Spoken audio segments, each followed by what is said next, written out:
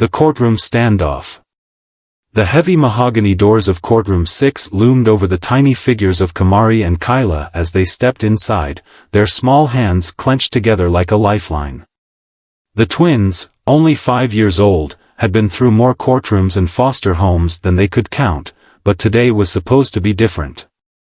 Today was supposed to be the end of it all, the day they finally had a forever home.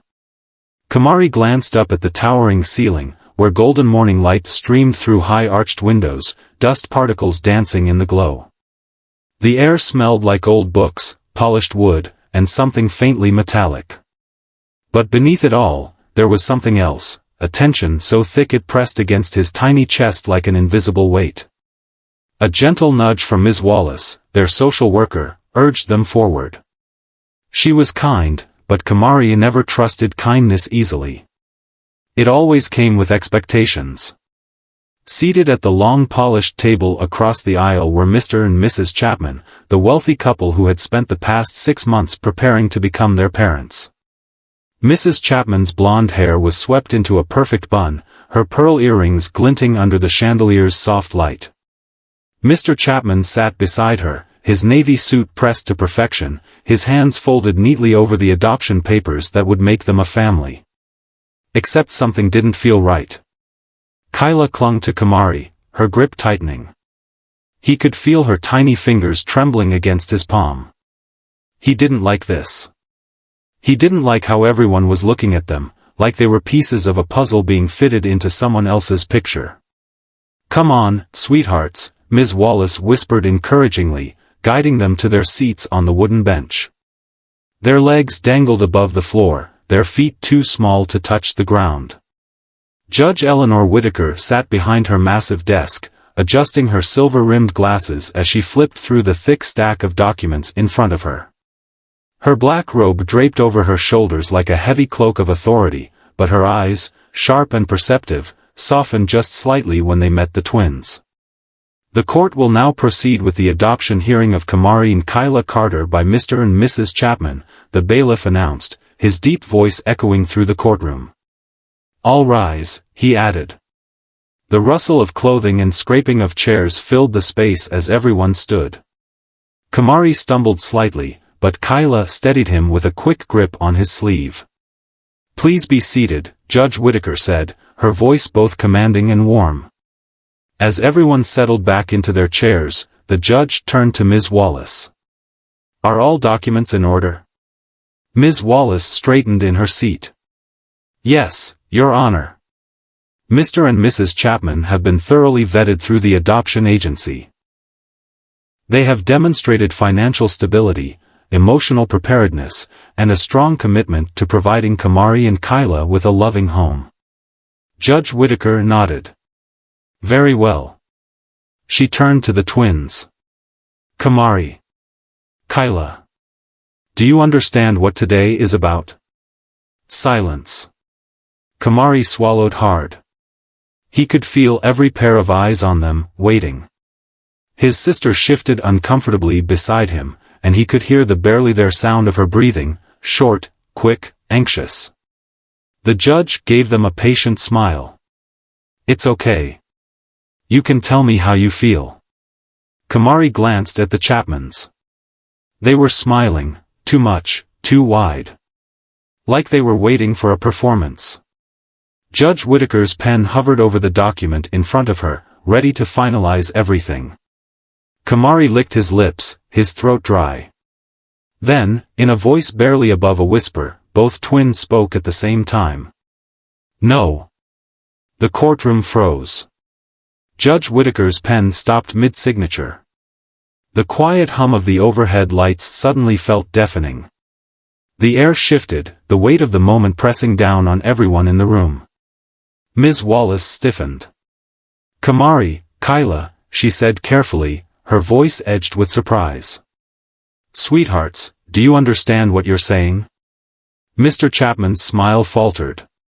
Mrs. Chapman blinked rapidly, looking at her husband as if trying to confirm whether she had heard correctly. Judge Whitaker leaned forward. "Kamari," she said gently, "can you tell me why?" Kamari clenched his fists in his lap, his tiny shoulders stiff. We don't want to go with them, he whispered. Judge Whittaker's gaze sharpened. And why is that? Kyla finally found her voice, barely audible. We remember. The air in the room grew thick with something unspoken.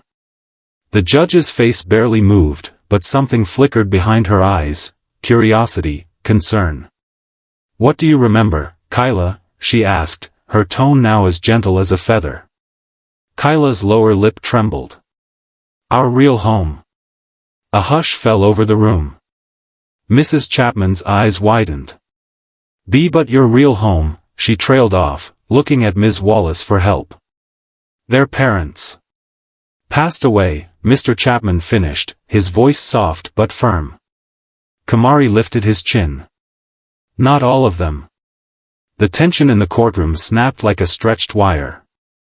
Judge Whittaker's expression darkened. Excuse me? Ms. Wallace's face drained of color.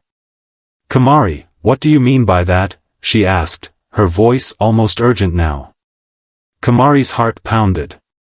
He felt Kyla lean into him, her fingers gripping his sleeve again, as if she were afraid someone would try to take them away right now. We remember, Kamari said again, this time louder. And we know something isn't right. A cold shiver ran down Judge Whittaker's spine. She turned to Ms. Wallace. I want a full record review of their case, immediately. Ms. Wallace swallowed hard. Your Honor, I assure you, everything was handled correctly. Judge Whittaker's sharp eyes locked onto her. I'll be the one to determine that. She turned back to the twins, her voice softer now. Kamari, Kyla. Can you tell me, what exactly do you remember? Kamari's chest rose and fell rapidly, but he forced himself to meet the judge's gaze. His lips parted. And then the courtroom doors swung open.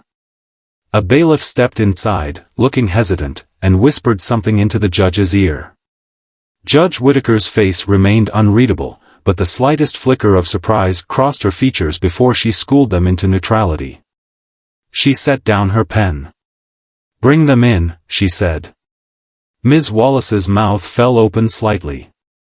The Chapmans shifted in their seats, confused. The doors creaked as they opened wider. And then a man stepped inside. Kamari and Kyla gasped. Kyla's hands flew to her mouth, her eyes brimming with tears. Kamari, frozen, barely managed to whisper one word. Daddy? The room exploded into chaos, the man at the door. The courtroom fell into stunned silence as the tall, broad-shouldered man stepped inside. His dark brown eyes scanned the room with urgency, locking onto the two small figures on the wooden bench. His breath hitched. Kamari and Kyla sat frozen, their tiny hands gripping the bench so tightly their knuckles turned white. Their wide, disbelieving eyes darted from the man's familiar face to the people around them, searching for answers. Judge Whittaker's sharp gaze flickered between the man and the social worker. Who is this? The bailiff hesitated before answering. Your Honor, this is Mr. Malcolm Carter. The name sent a ripple through the room. Ms. Wallace shot to her feet, her voice unusually high-pitched. That's impossible. Malcolm Carter is deceased. The man, Malcolm, tilted his head slightly, his deep voice measured yet laced with something dangerous. I assure you, Ms. Wallace, I'm very much alive. Gasps spread across the room. The Chapmans exchanged nervous glances. Mrs. Chapman clutched her husband's arm, her perfect composure cracking at the edges.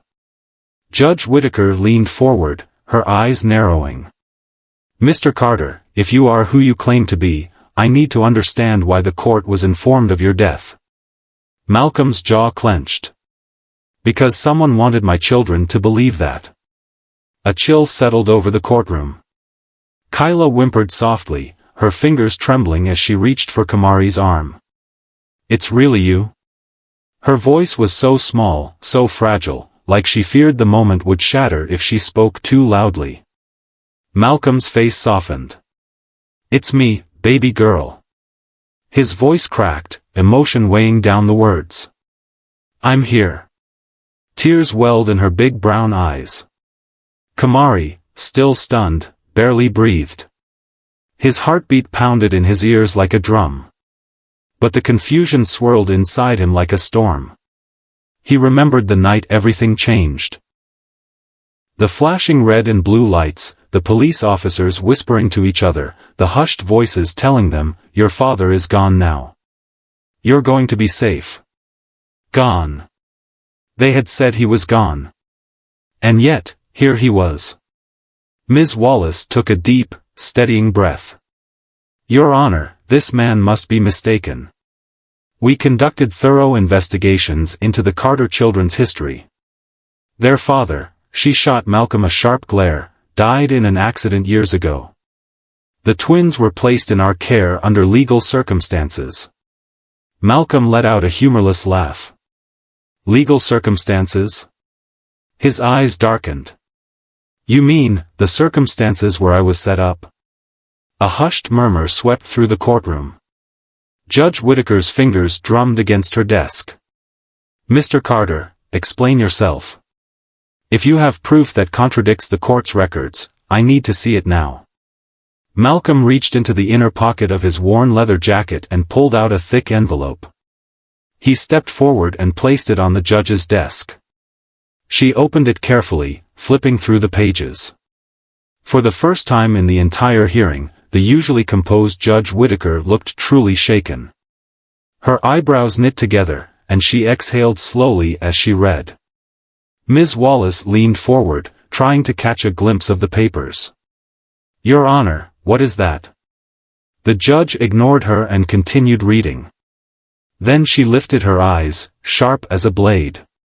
This, she said, her voice steady, is an official discharge order from a correctional facility. A stunned silence followed. What? Mrs. Chapman gasped. The judge's eyes flicked back to Malcolm. According to this, Mr. Carter was incarcerated for over 3 years. His sentence was overturned 8 months ago. Malcolm nodded grimly. Because I was innocent. The weight of his words crushed the air from the room. Kamari flinched as the memories stirred, the cold nights, the foster homes that never felt like home, the strangers that never understood them. His father had been alive all this time. Alive. And no one told them. Kyla squeezed Kamari's hand so tightly it hurt. She shook her head, as if trying to make sense of something impossible. They told us you were never coming back, she whispered, her voice shaking. They said you were gone forever. Pain flashed across Malcolm's face. I know, baby. I know. Judge Whitaker exhaled sharply and turned to Ms. Wallace. Explain this. The social worker opened and closed her mouth, panic flickering across her face. I was given information from the agency that Malcolm Carter had no living relatives able to take the children. His file showed a fatal accident. My file was doctored, Malcolm cut in coldly. Judge Whitaker's grip tightened on the papers. By whom? Malcolm's expression darkened. The same people who wanted me out of the picture. Another hush fell over the courtroom. Mr. Chapman cleared his throat, adjusting his tie. Your Honor, while this is all very unexpected, my wife and I have spent months preparing to adopt these children. We've been promised a legal and final adoption. Surely this changes nothing? Malcolm's eyes snapped to the couple. It changes everything, he said, his voice like steel. Judge Whitaker raised a hand, silencing the growing tension. Mr. Chapman, I understand this is complicated, but we cannot ignore the fact that these children have a biological parent who has just resurfaced under extremely suspicious circumstances. Mrs. Chapman leaned forward desperately. Your Honor, the twins need a stable home. We have the resources to give them a life beyond anything they've known. A life filled with love. Kyla clutched Kamari's sleeve, her eyes darting to their father. Kamari swallowed. Yes, the Chapmans had money. A big house. Fancy toys. Warm beds. But money didn't mean safety. Didn't mean love. Didn't mean home. Kamari's voice broke the silence. We want to go with him. A collective gasp rippled through the courtroom. Judge Whitaker's eyes softened as she looked at the twins. Kamari, are you sure? Kamari nodded firmly, his tiny hands curling into fists. Yes. Kyla lifted her chin, her voice small but unshakable. Me too. The Chapmans' expressions crumbled. Ms. Wallace stiffened, clearly fighting for control. Your Honor, this isn't how things are done. There are legal procedures. Judge Whitaker held up a hand. Enough. She turned to Malcolm. Mr. Carter, I will be ordering a full investigation into your case. Until then, I cannot legally place the children in your custody. Kamari's stomach dropped. But, the judge continued, given the circumstances, I will not be finalizing their adoption with the Chapmans today. Malcolm exhaled, relief washing over his face. Ms. Wallace opened her mouth to argue, but the judge silenced her with a sharp look. The truth has been buried in this case long enough. And I intend to uncover it. She glanced at the bailiff. Escort the children out with Mr. Carter for a private recess. Kamari and Kyla slipped off the bench, their small hands reaching for their father. Malcolm knelt, his strong arms wrapping around them both. Kamari pressed his face into his father's shoulder, inhaling the familiar scent of home, one he had been forced to forget. Kyla's tiny voice trembled against his ear. You really came back. Malcolm's voice broke. I never stopped trying. As they left the courtroom, the battle for their family had only just begun, buried truths and hidden enemies. The courthouse hallway felt colder than the courtroom itself. The high ceilings and whitewashed walls made every sound echo, footsteps, hushed conversations, the occasional rustle of papers. Kamari and Kyla walked between their father, Malcolm, and the bailiff escorting them. Their tiny hands clung tightly to Malcolm's fingers, as if letting go would make him disappear again. Kyla kept sneaking glances up at him, her lip trembling as though she were still trying to make sure he was real. Where have you been? She finally whispered. Malcolm exhaled through his nose, a heavy sound filled with sorrow. He knelt in front of them, his hands resting gently on their shoulders.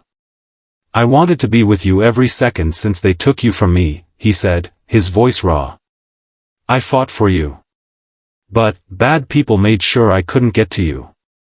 Kamari's jaw clenched. They said you were dead. Malcolm's gaze darkened, his expression unreadable for a moment. He nodded slowly. I know. His fingers curled into fists. I need you to trust me when I say, I never stopped looking for a way back to you. Kyla sniffled and wiped her nose on her sleeve. But why did they say you died? Malcolm's lips parted, then pressed into a tight line. His eyes darted toward the bailiff, who stood a few feet away, pretending not to listen but clearly paying attention. We can talk about that later, Malcolm said gently. Kamari wasn't having it. No, his voice was quiet but firm. Tell us now. Malcolm searched his son's face. Kamari's eyes, dark and deep like his father's, stared back at him with a fire that hadn't been there before. He had changed. His little boy had been forced to grow up too fast. A lump formed in Malcolm's throat. He swallowed hard and nodded. All right. He stood up and motioned for them to follow. Let's step outside. This isn't something we should talk about here. The bailiff hesitated. Sir, I was told to keep you inside until the judge calls for you again. Malcolm turned, giving him a hard look. I'm just taking them outside for some air. We're not running. After a tense pause, the bailiff nodded. Malcolm took his children's hands and led them outside through a side exit. The sun was bright and warm against their skin, a stark contrast to the cold, sterile atmosphere of the courthouse. They sat down on a bench under a tree, away from the prying eyes of anyone inside. Kamari leaned forward. "Now tell us." Malcolm sighed and ran a hand down his face. "It started with a lie. A big one. Someone wanted me gone. And they made sure I was." Kyla furrowed her brows. "Who?" Malcolm's jaw tightened. "A man named Jonathan Kane." Kamari and Kyla exchanged a glance. They didn't recognize the name. "He was a businessman," Malcolm continued. "A powerful one. And he was also," he hesitated, choosing his words carefully, "a dangerous man. He had a lot of money. A lot of connections. And he didn't like me." "Why?" Kamari asked. Malcolm's gaze turned distant. "Because I was trying to stop him from hurting people." Kyla shivered and scooted closer to Malcolm. Malcolm wrapped an arm around her, comforting her. "I was an investigative journalist before all this. I uncovered things. Exposed corruption. I had evidence that Kane was running a network of illegal businesses, money laundering, fraud, even human trafficking. He knew I had proof. And instead of fighting me the legal way, he framed me." Kamari's eyes widened. "They planted evidence," Malcolm continued. "Made it look like I was the criminal. The police arrested me. I was sentenced to prison before I could even defend myself." Kyla's bottom lip trembled. "But why did they tell us you died?" Malcolm's expression darkened. "Because if you thought I was dead, you wouldn't wait for me. You'd move on." His hands clenched into fists. "And they needed you to move on. Because someone," he inhaled sharply, trying to control his anger, "wanted to make sure you never came back to me." Kamari's mind raced. "Ms. Wallace." Malcolm nodded grimly. "She's involved." A chill ran down Kamari's spine. Ms. Wallace had been in their lives for years, always smiling, always acting like she knew what was best for them. But something had always felt off. "She never let us ask about you," Kyla whispered. "Every time we did, she got mad." Malcolm's expression darkened. "That's because she was making sure you stayed out of my reach." Silence fell between them. Kamari's mind reeled. His father had been alive, locked away for something he didn't do. And the people who were supposed to protect them, the ones who claimed to know what was best, had lied. "Are you going to take us away?" Kyla asked suddenly, her voice quiet. Malcolm's features softened. "If the judge lets me. I swear, I won't leave you again." Kamari's fists clenched. "I don't want to go back to the Chapmans."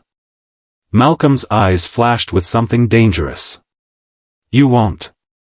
Just then, Malcolm's phone buzzed in his pocket. He pulled it out and frowned at the unknown number. He hesitated before answering.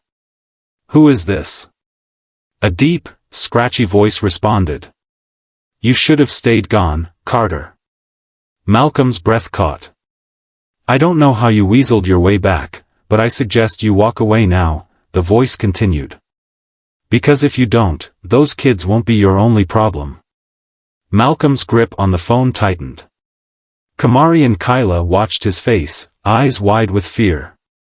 Malcolm forced his voice to stay calm. "Who is this?" But the line went dead. Malcolm exhaled slowly, his heart pounding. He looked down at his children, his babies, who had already suffered more than they ever should have. And now, they were in even greater danger. He tucked his phone away and forced a smile. "Come on," he said, standing up. "Let's go back inside." But as they walked toward the courthouse doors, Malcolm's mind was racing. The battle wasn't over. In fact, it had only just begun, shadows of the past. The courthouse loomed ahead, its grand stone pillars towering over Malcolm and his children as they stepped back inside. The air was thick with tension, a sharp contrast to the warmth of the sunlit courtyard they had just left. Kamari and Kyla walked close to their father, their tiny hands gripping his like lifelines. Malcolm's mind was racing, but he kept his expression calm. That phone call had changed everything. Someone was still watching. Still waiting. And whoever they were, they wanted him gone. But Malcolm Carter had spent years fighting battles no one knew about. He wasn't about to let his children slip away from him again. A judge's suspicion. As they walked back into the hallway, Judge Monroe was already waiting for them. Her silver hair was neatly pinned back, her piercing gaze studying them. "You took quite a long break," she remarked, tapping her pen against her desk. Malcolm straightened his shoulders. "Apologies, Your Honor. My children had questions that only I could answer." Judge Monroe's sharp eyes flickered between him, Kamari, and Kyla. "I assume those questions pertain to the supposed death the adoption agency filed under your name?" The courtroom murmured. Ms. Wallace, sitting stiffly at the prosecution table, clenched her jaw. Malcolm nodded. "Yes. That and the reason they were kept from me." Judge Monroe steepled her fingers. "And what is your theory on that?" Malcolm hesitated. He knew that throwing accusations without proof could backfire. But the truth had to come out. "Someone wanted me out of the picture, Your Honor," he said. "And they ensured my children believed I was dead so they could be placed elsewhere." The judge's gaze darkened. "Do you have proof?" Malcolm inhaled. "Not yet. But I intend to get it." Judge Monroe glanced at Kamari and Kyla, who were watching the exchange with wide, anxious eyes. "I see," she murmured. Then, turning to the bailiff, she nodded. "Bring me the adoption agency records. All of them." A rustle of movement followed as the bailiff exited the courtroom. Ms. Wallace suddenly stood. "Your Honor, I must object." "Sit down," Judge Monroe interrupted, her voice ice-cold. The courtroom went dead silent. Ms. Wallace's mouth snapped shut. Judge Monroe leaned forward. "I have handled thousands of adoption cases in my career, and very rarely do I see situations as unusual as this one." She turned her gaze back to Malcolm. "Mr. Carter, I am going to ask you something, and I expect full honesty." Malcolm straightened. "Yes, Your Honor." Judge Monroe's gaze was unyielding. "How did you really get out?" A shiver ran through the room. Ms. Wallace stiffened. Even the Chapmans, the wealthy couple who had been in line to adopt Kamari and Kyla, exchanged uneasy glances. Malcolm hesitated. He could feel the weight of his children's eyes on him. "They released me after discovering the evidence against me was falsified," he said carefully. "It took years to prove it. But once it came to light, I was exonerated." Judge Monroe studied him for a long, unreadable moment. Then she spoke. "And yet, the system still failed you." It wasn't a question. Malcolm clenched his jaw. "Yes, Your Honor." Judge Monroe exhaled sharply. "Very well. We will proceed, but know this, Mr. Carter, if you intend to keep those children, you must prove that you are capable of protecting them." Malcolm nodded firmly. "I will." But deep down, he knew this fight was far from over. A dangerous discovery. That night, Malcolm sat in his dimly lit motel room, his laptop glowing as he scrolled through old court records. Kamari and Kyla were asleep in the bed behind him, curled up together. His heart ached for them. They had been through too much. And now, he had to make sure no one ever took them away from him again. He clicked through endless files, searching for a name. A connection. Anything. Then, something caught his eye. A document, one he had never seen before. Case file, State vs. Malcolm Carter. His brows furrowed as he clicked it open. Inside was a transcript. A statement from a key witness who had testified against him. His blood ran cold. It wasn't a government official. It wasn't an investigator. It was Ms. Wallace. Malcolm's breath hitched. She had testified that he was unfit, that she had personally witnessed behavior suggesting mental instability. Lies. All of it. She had been part of the setup. His hands trembled as he clicked another file, one containing financial records. His eyes narrowed. A large sum of money had been deposited into her account just days after his trial ended. She was paid off. Malcolm clenched his fists. This wasn't just corruption. It was a conspiracy. And now, he had proof. He had her. The trap is set. The next morning, Malcolm walked into the courthouse with a new sense of purpose. He had called a meeting. Judge Monroe, Ms. Wallace, and the attorneys involved sat waiting. Malcolm placed the printed documents on the table. This, he said, his voice calm but sharp, is proof that Ms. Wallace was bribed to testify against me. The courtroom erupted. Ms. Wallace's face paled. This is outrageous. Save it, Malcolm cut in. You took money to make sure my children were taken from me. And now, you're going to answer for it. Judge Monroe picked up the papers, scanning them with narrowed eyes. Then, she slammed her gavel down. This court is now in emergency session. The bailiff stepped forward. Ms. Wallace shot to her feet. You have no right. You're under investigation, Judge Monroe snapped. And until this matter is settled, you will not have any further say in these children's lives. Malcolm's breath caught. Kamari and Kyla clung to his sides, watching as the woman who had controlled their lives for years was finally exposed. It wasn't over. Not yet. But this? This was the beginning of the end.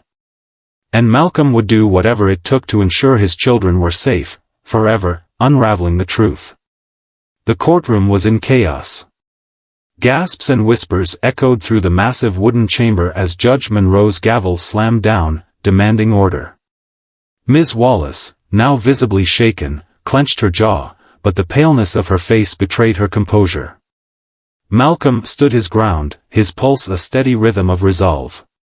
He had been waiting for this moment for years, the moment where the system that had failed him would be forced to face its corruption.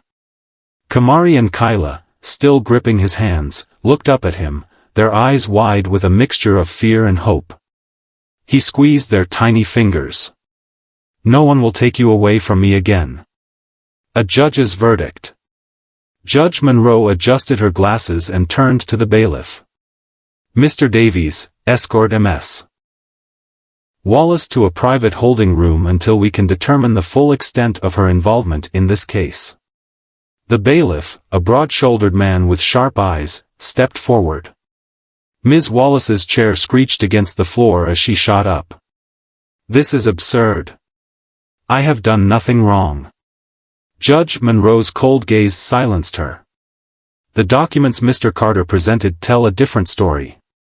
Until we verify their authenticity, I can't allow you to influence this case any further. Ms. Wallace's hands clenched into fists, but she had no choice.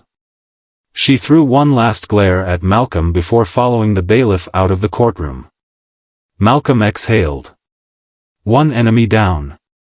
But he wasn't naive, there were others. A fractured family's return.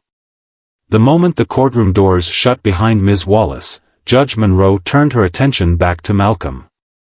Now, Mr. Carter, she said, tapping her fingers against the bench, I assume you would like to proceed with proving that you are the rightful guardian of Kamari and Kyla?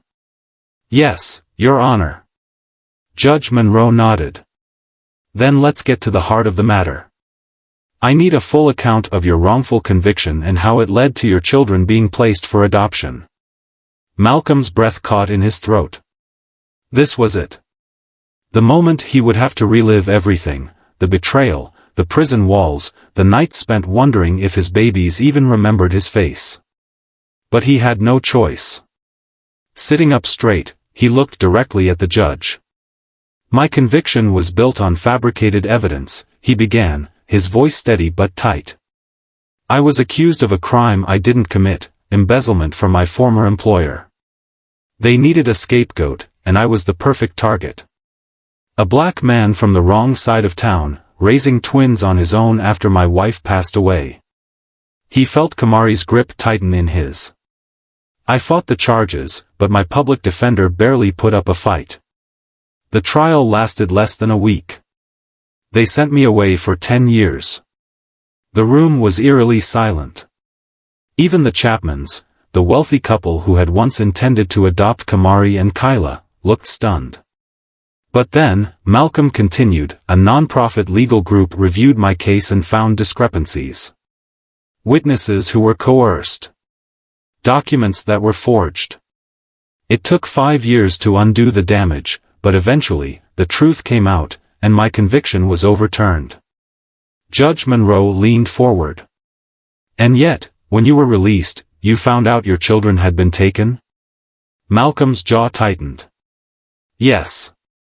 I went straight to the adoption agency, only to be told they believed I was dead. They refused to tell me where my kids were." The judge turned to the Chapmans. "Mr. and Mrs. Chapman, were you aware of this?" The wealthy couple exchanged glances. "No, Your Honor," Mrs. Chapman answered, her voice quiet. "We were under the impression that the twins had no surviving family." Malcolm's hands curled into fists. "Of course." He turned back to Judge Monroe. "I want my children back. They should have never been taken from me in the first place." Judge Monroe regarded him carefully. Then, she turned to Kamari and Kyla. "Children," she said gently, "do you want to stay with your father?" Kamari and Kyla didn't hesitate. "Yes," Kamari whispered. "We want to go home," Kyla added, her little voice shaking. A lump formed in Malcolm's throat. Judge Monroe nodded, as if she had expected their answer. But before she could respond, the courtroom doors suddenly burst open. A man in a dark suit strode inside, his expression unreadable. The room stiffened. Malcolm turned, his muscles tensing. The man's gaze locked onto him. "Mr. Carter," he said smoothly, "I represent the state's Child Welfare Office. I have new information regarding your case. A new threat emerges." Malcolm's stomach twisted. This wasn't over. The judge gestured for the man to approach. "State your business." The man reached into his briefcase and pulled out a stack of papers. "These are additional documents that suggest there was another attempt to place the children for adoption, just days before Mr. Carter was released from prison." The courtroom erupted into hushed murmurs. Judge Monroe's eyes darkened. "Are you saying someone knew he would be exonerated and tried to place the children quickly before he could claim them?" The man gave a sharp nod. "Yes, Your Honor." A chill ran down Malcolm's spine. Someone had been actively working against him this entire time. Judge Monroe scanned the papers, her expression unreadable. Then, her gaze snapped to Malcolm. "Mr. Carter," she said slowly, "do you have any idea who would want to keep you away from your children?" Malcolm clenched his jaw. The pieces were coming together now. His wrongful conviction. The rushed adoption process. The corruption of Ms. Wallace. Someone powerful had orchestrated this. And he was finally starting to see who. "I have a suspicion," he admitted. "But I need more time to prove it." Judge Monroe studied him, then sighed. "I am placing a temporary hold on the adoption process. Until we get to the bottom of this, Kamari and Kyla will remain in your custody." Relief flooded through Malcolm. Kamari and Kyla gasped, their arms wrapping around him tightly. "However," Judge Monroe continued, "if I find that you are unfit or if any new evidence arises against you, I will have no choice but to reconsider." Malcolm nodded firmly. "Understood." The judge tapped her gavel. Court is adjourned for today.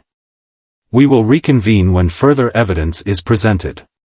The tension in the room slowly eased. But as Malcolm stood, his mind was already racing. The fight wasn't over. Someone out there had tried to erase him from his children's lives. And he was going to find them. No matter what it took.